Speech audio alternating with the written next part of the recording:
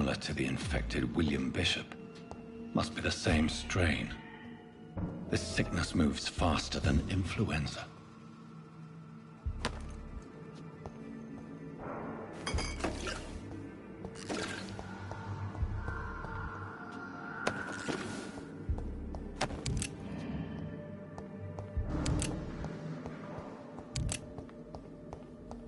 It's locked. Need access to the basement.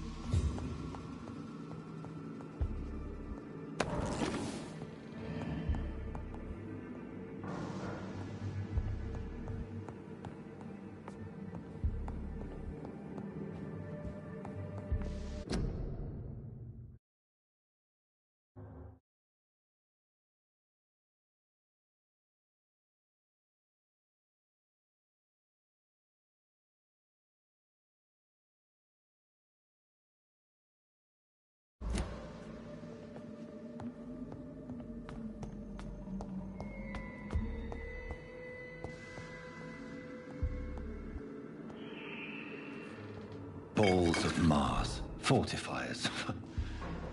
As popular as they are ineffective. But they do contain iron tartrate, and that might prove itself useful.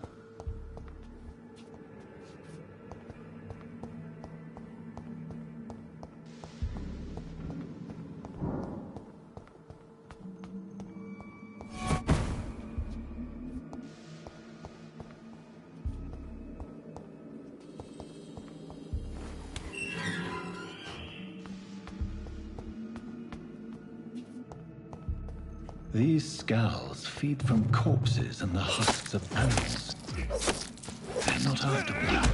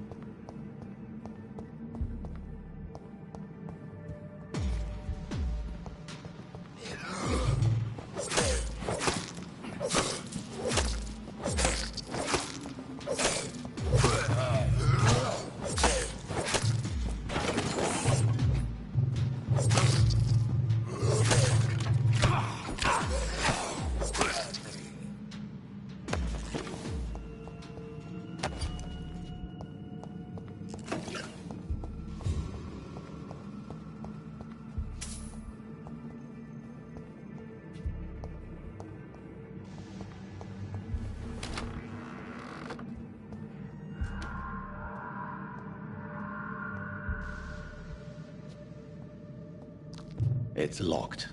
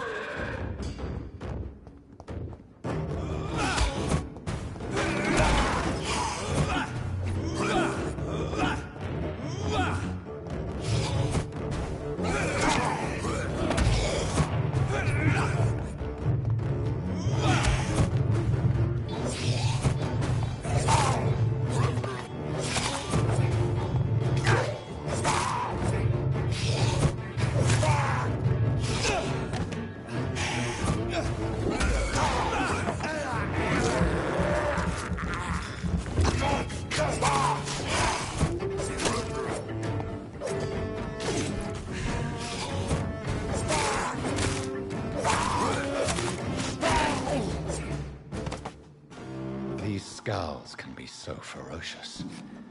I'm not sure I can defeat them without becoming stronger. To drink blood is so tempting. Sodium hypochlorite. Dangerous to administer, but efficient in the proper dosage.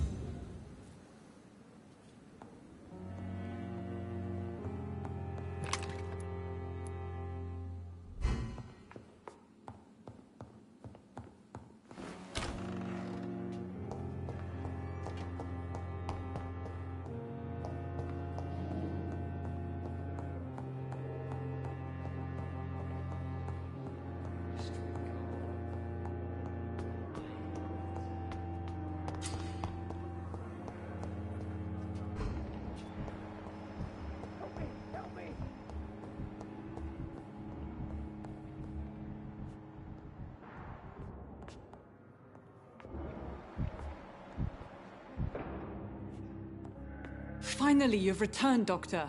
Did you find anything of value? Yes, nurse. You've worked your first miracle, Doctor. Now, this patient here needs immediate treatment. Duty calls. When the storm has passed, I'll show you how to mix the remedy yourself with the same basic ingredients. Many thanks, Doctor. When you've finished, you ought to report to Dr. Swansea in his office. He's been looking for you. Seemed pressing. Reads me like a book. Don't waste your time with me. I'll never recoup anything from her.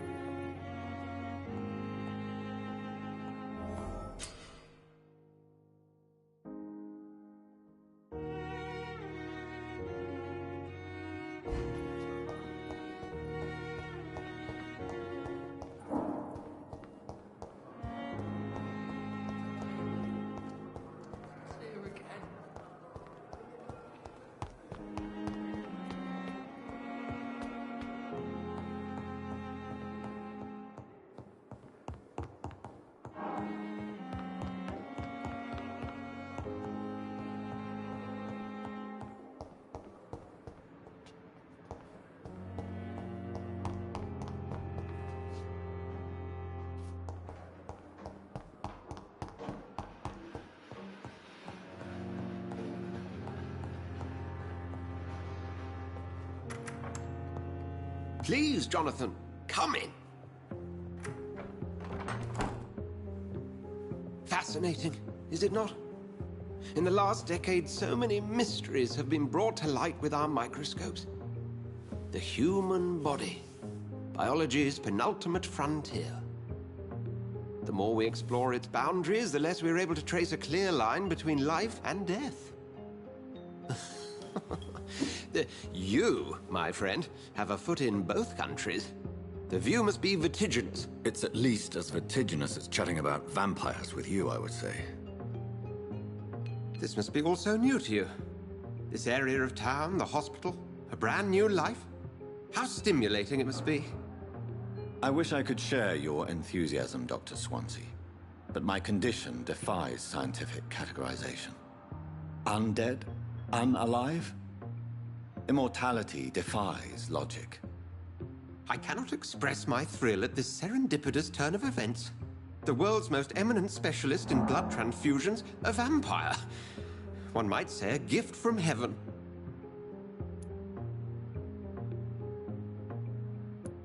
There is an absurd poetry to my situation. Physician, heal thyself. Forgive me. I've been an admirer of your work for a long time, and Now you are so much more than a brilliant physician. And please, call me Edgar.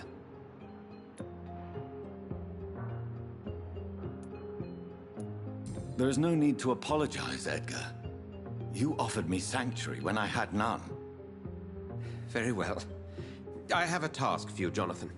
Something that will require all your newfound skills. Please, go on. The Pembroke only survives through the generosity of our benefactors.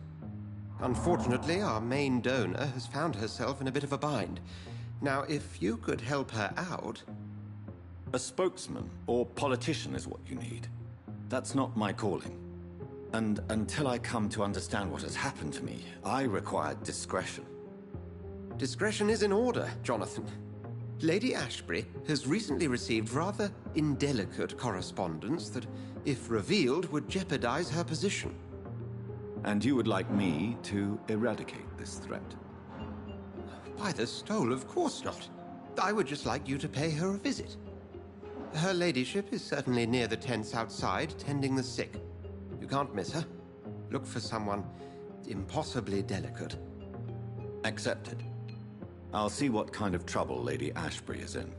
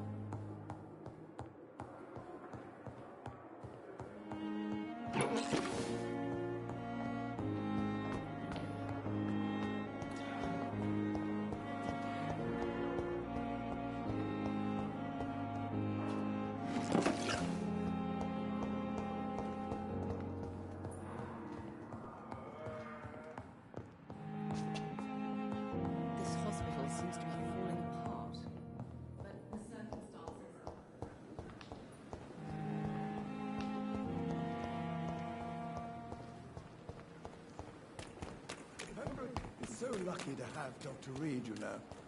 I met him in New York once. If only there were more of us.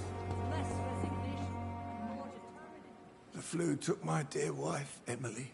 I take comfort knowing we'll soon be together again. Mr. Rainfield, that's no way to talk. You're in good hands here, and we'll be up again soon enough.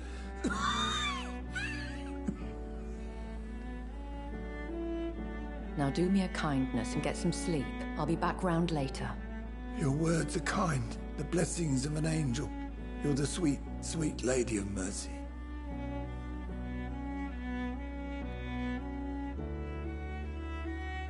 Good evening, Dr. Reed. It's a pleasure to see you again. You seem surprised. Dr. Swansea has brought me up to speed concerning your recent appointment to Pembroke Hospital.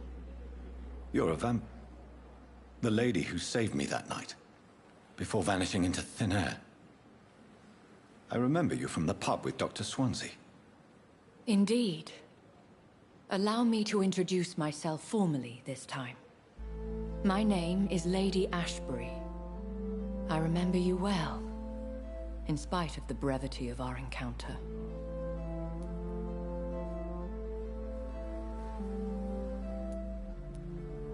So it seems our Dr. Swansea does indeed have a fascination for creatures of our constitution.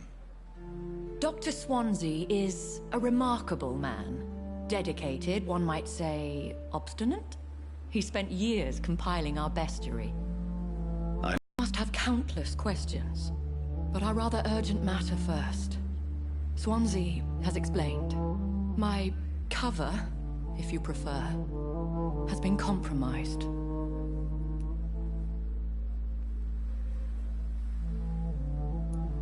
Have any of the patients given you trouble? These poor souls have so little left to live for.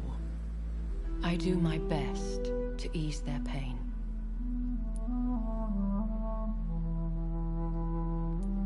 The world would be a better place if it were cared for by women like you.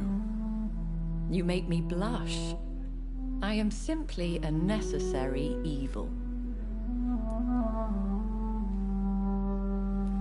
Dr. Swansea has commissioned me to be your agent in this matter. You could start by explaining what's amiss. These past insufferable weeks, I've been the victim of extortion.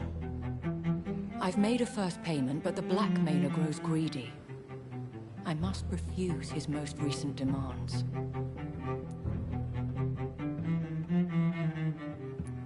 If we're dealing with an ordinary criminal, surely you've the means to deal with it yourself, if I may. As immortal tradition doth dictate, all fangs and hypnotic eyes ablaze, the blood would run like a river. That's what I hope to avoid. Violence has a tendency to spiral out of control. Who would be so foolish as to threaten you? A kindred spirit. Even if it were the case, and I highly doubt it, a vampire would have asked for something more valuable than money. My suspicions lean toward a patient or their family. What are your expectations? Please be precise. As the newly appointed surgeon of this hospital, you are in an excellent position to ask innocent questions and deftly learn the identity of my blackmailer.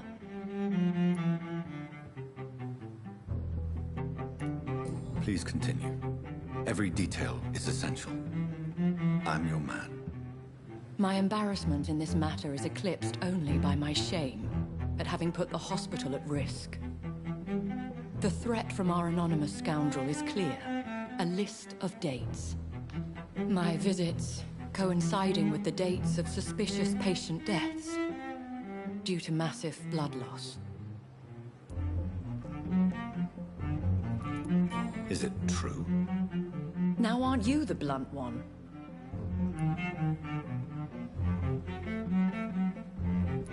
We both are afflicted with a thirst for blood, Lady Ashbury.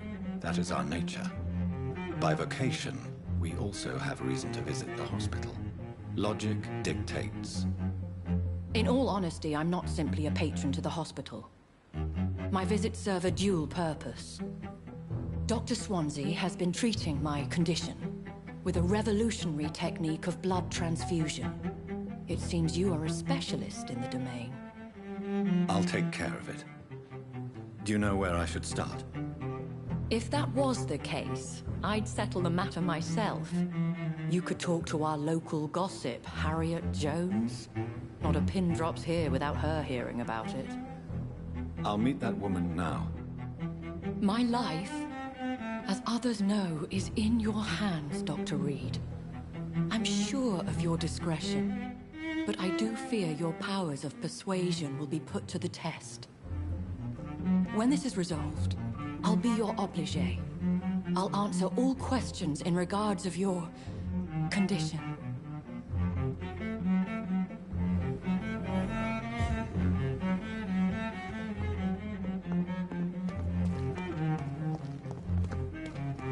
Perhaps I should have considered the